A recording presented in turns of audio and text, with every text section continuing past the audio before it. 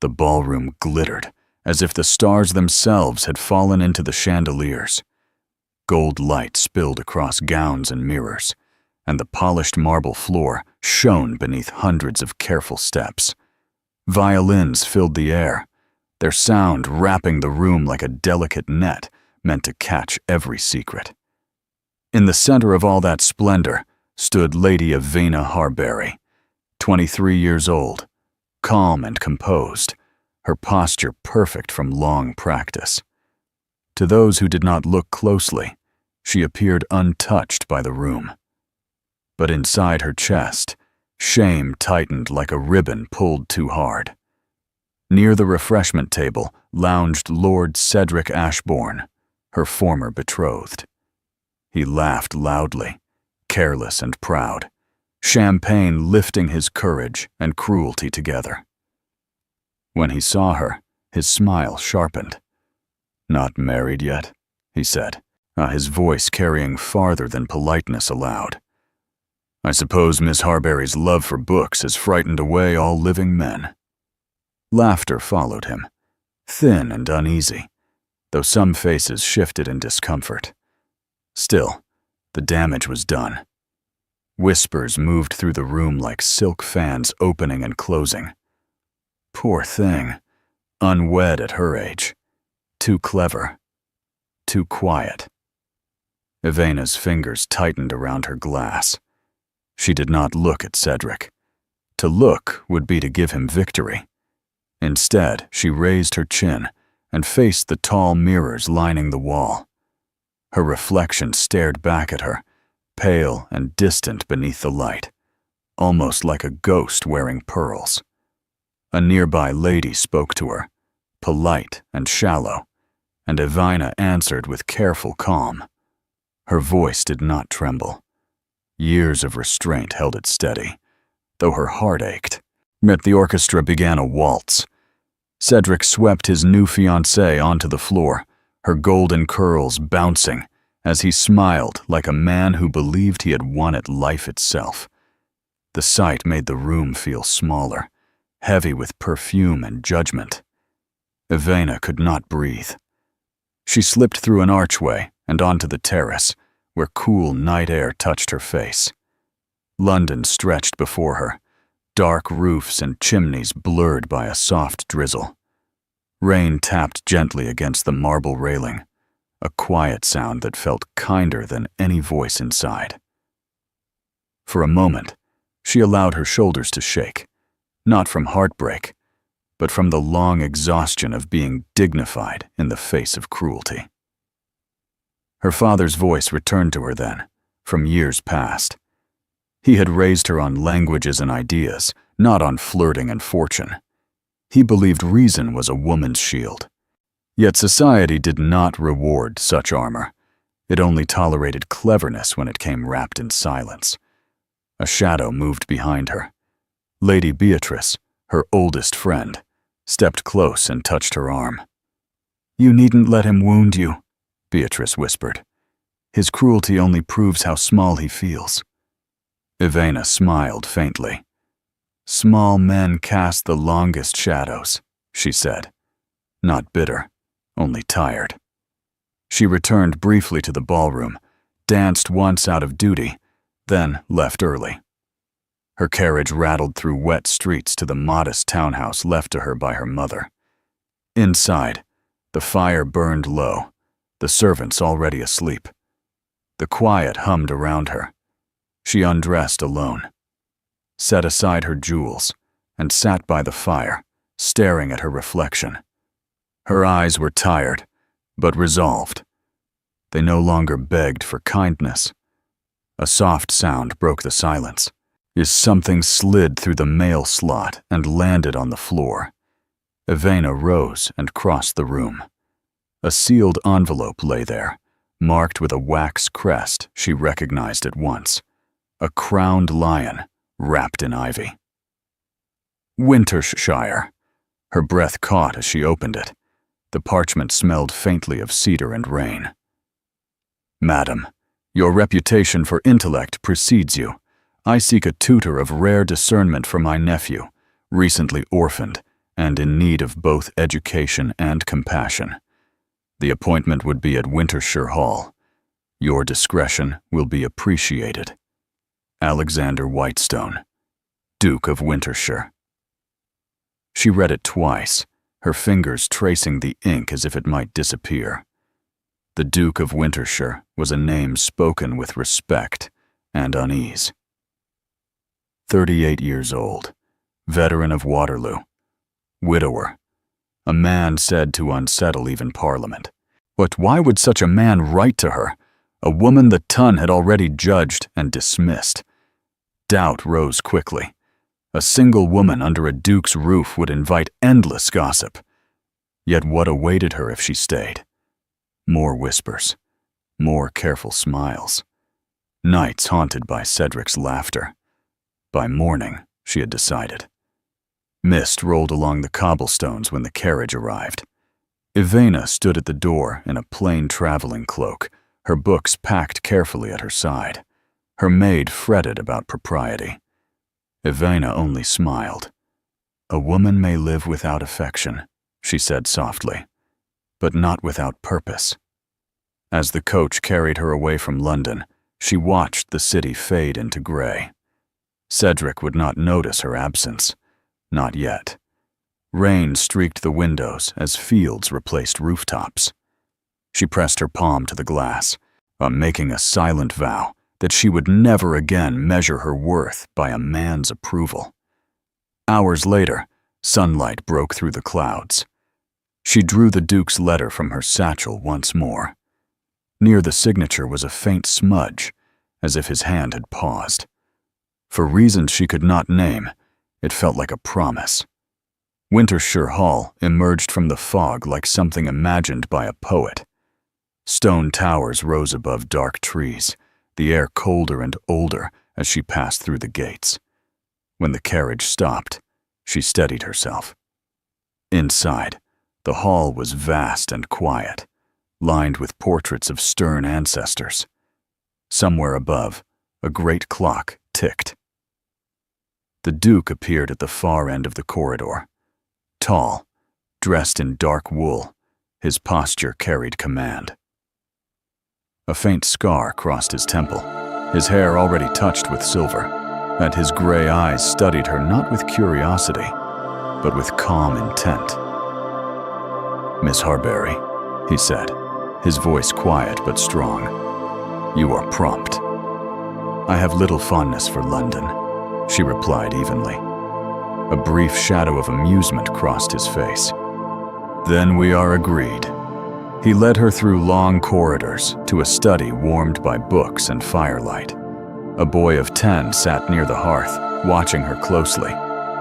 "Henry," the Duke said, his voice softer now, "this is Miss Harbury." "She doesn't look like a tutor," the boy said. "No," the Duke replied, glancing at Ivana. "She does not." She smiled at the child. "That may be an advantage," she said gently. As the boy grinned, the Duke turned away, hiding what might have been approval. Ivana felt it then.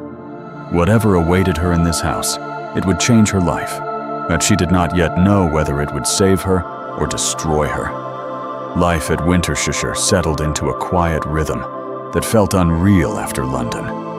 Mornings began with lessons in the library, where tall windows let in pale light, and the smell of old paper mixed with polish. Henry learned quickly. His questions spilled out without fear, and Ivana answered with patience and warmth. For the first time in years, she felt useful without being judged. The Duke rarely joined the lessons, yet she often sensed his presence. Sometimes she glimpsed him pausing outside the door, listening as she read history aloud. He never interrupted. When their eyes met by chance, he inclined his head and moved on, leaving behind a strange warmth that unsettled her more than open attention ever could. The servants noticed the change before she did, and the house felt less hollow. Laughter returned, quiet, but real. Even the portraits seemed less severe in the evenings when Henry read by the fire and Ivana played the piano. She played softly at first, unsure, but the melodies grew stronger with each night. Music filled rooms, long left to silence. One afternoon, rain pressed against the windows, and Henry begged for music.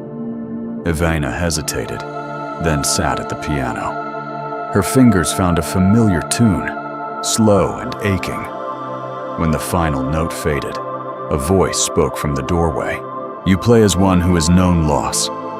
The Duke stood there, his expression unreadable. Embarrassed, she rose at once. "Only longing, Your Grace." "That is worse," he said quietly, then turned and left. The words stayed with her long after. The next morning, a parcel lay on her desk. Inside was a rare edition of Plato, bound in deep green leather. No note, only the Duke's seal. Her hands lingered on the cover longer than propriety allowed. Whispers soon followed. The tutor dines near his grace. He walks the gardens when she reads. They say he smiles now. Ivana felt the danger in such talk. One evening, she found the Duke alone in the library and spoke carefully. "My presence may invite misunderstanding." He turned to face her fully. "From whom?" "From those who delight in malice," she said. "But you are a man of position." "I am a man of sense," he replied. "Do not let fools reduce you." Before she could answer, a maid entered, pale and trembling, holding a folded newspaper fresh from London. The Duke scanned it, then handed it to Ivana. Her name stared back at her beneath a cruel headline. The Duke of Wintershire's new fascination. The words cut deep, sharpened by mockery. Cedric's name appeared, quoted carelessly. "I have cost you your peace," Ivana said quietly. "Peace is for men who are already dead," the Duke answered. "I have only just begun again." The storm came 3 nights later. Rain fell hard against the windows, thunder rolling across the hills. Ivana stood watching the lightning when the Duke joined her. The tension between them felt heavy, unspoken. "I should leave," she said at last, "so I will not be your ruin." He looked at her with a gentleness that shook her resolve. "You mistake the matter. It is I who found peace when you came." Before she could reply, Henry's frightened cry echoed down the corridor. Lightning had struck the stables. Smoke filled the air. Without thought, the Duke ran into the flames, freeing the horses. Ivana guided Henry to safety, her lungs burning, her gown soaked with rain. When the Duke emerged, injured but standing, she caught him as his strength failed. Rain washed blood from his sleeve. Their closeness left no space for restraint. "Do you see now," he said hoarsely, "why I cannot let you go?" Her heart pounded against his chest. "You must not say such things," she whispered. "Then let it ruin us both," he replied. At dawn, smoke curled above the ruined stables. Ivana stood at her window, a resignation letter still unsealed. Below, the Duke crossed the courtyard, bandaged but unbroken. He glanced once toward her window, then disappeared into the fog. She knew then that whatever lay ahead would demand a choice she could no longer avoid. London welcomed Ivana back with a silence sharper than insult. 3 months had passed since she left Wintershire, yet the city remembered everything it wished to wound her with. Drawing rooms grew quiet when she entered. Invitations stopped arriving. Faces once polite now turned away. She had taken a modest position as companion to an elderly countess who noticed little and asked less. The work was dull but safe, and safety had become Ivana's refuge. Each morning she poured tea and arranged letters. Each evening she walked alone beneath bare trees, fog pressing low over the paths. Then she told herself she had done the right thing. Leaving had spared the Duke further scandal. Leaving had preserved what little dignity she still possessed. Yet memory was not so easily dismissed. His voice returned to her in quiet moments, his steady gaze, the night of fire and rain, the way he had looked at her in the courtyard, as if she were already lost to him. Winter deepened. The city prepared for another season of glitter. The Countess insisted Evena accompany her to the royal ball at St. James's Palace. Evena protested, but duty demanded obedience. On the night of the ball, chandeliers burned bright, and violins sang beneath gold ceilings. Evena moved through the crowd unnoticed, or so she hoped. Then laughter cut through the music. Lord Cedric Ashbourne stood near the center of the ballroom, surrounded by admirers. But when his eyes found her, his smile bloomed with cruel delight. He stepped forward before she could retreat. "Well," he said smoothly, "if it isn't Miss Harbury, or should I say, the Duke's discarded tutor, not married yet?" The words struck with familiar force. His companions laughed. Evena steadied herself, her voice calm. "Some silences are chosen, my lord." Cedric's smile faltered, then sharpened again. "England forgets quickly," he said, "if one keeps her head bowed." Before Evena could answer, the music stopped. A herald's voice rose clear and commanding. "His Grace, the Duke of Wintershire." The name rippled through the hall like a bell struck hard. Evena turned, her heart leaping painfully. He stood at the entrance, tall and unmistakable, dressed in dark velvet. Medals caught the light at his chest. Yet his eyes searched the room for only one person. Whispers spread. Cedric stepped back, color draining from his face. The Duke moved through the crowd without haste, past nobles and royalty alike. He stopped before Evena and bowed deeply, not out of habit, but respect. "Miss Harbury," he said, "I trust London has treated you well."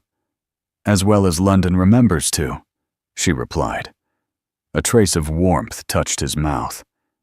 "Then it remembers poorly." He extended his hand. "May I have this dance?" The room seemed to hold its breath. Evena knew what accepting would mean. The whispers would return, louder than ever. Yet the world had already judged her. She placed her hand in his. "Yes, Your Grace." They moved to the center of the floor as the orchestra resumed. His hand at her back was steady, protective. Around them, judgment swirled, but within that small space, there was only shared breath and unspoken truth. "You should not have come," she whispered. "I came because I must," he replied. "A man cannot live beneath silence forever." When the music ended, he did not release her hand. Before the eyes of the court, he sank to one knee. A gasp swept the hall. "I once believed love required permission," the Duke said, his voice carrying. "I was wrong. It requires courage." The silence that followed felt sacred. Evena's breath caught painfully. "You will never again doubt your worth," he said quietly to her. "Not while I live." Applause began, hesitant, then growing. Cedric turned away, his victory undone. Spring came quietly to Wintershire. There was no grand announcement, no parade of approval. The Duke insisted on a simple ceremony within his own halls. "Joy," he said, "should enter without witnesses." Evena stood once more before a mirror, this time in soft ivory, jasmine pinned above her heart. When she descended the stairs, the Duke waited below. Their eyes met, and the years of loneliness between them fell away. The vows were spoken before a small circle. Henry beamed like sunlight. When the ring was placed on her hand, Evena felt not possession, but promise. Afterward, a carriage arrived bearing Cedric's crest. He entered the hall humbled, his voice stripped of mockery. He did not beg, only spoke of understanding too late gained. Ivana listened, calm and unbored. "Justice need not be cruelty," she said. Cedric left quietly, swallowed by mist. That evening, Ivana and the Duke walked the gardens as stars appeared above them. Snowdrops pushed through thawed earth, fragile yet determined. "Do you regret it?" he asked. "Only that I believed my worth belonged to others," she said. He took her hands. "You rebuilt more than my home.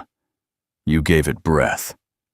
And you," she replied, "gave me the right to stand unbroken." Inside, firelight glowed warm. Outside, the world moved on, already preparing new judgments. But within Wintershire, dignity had become rebellion, and love its quiet reward. And far away in London, a man who once mocked a woman's silence finally understood what it had cost him.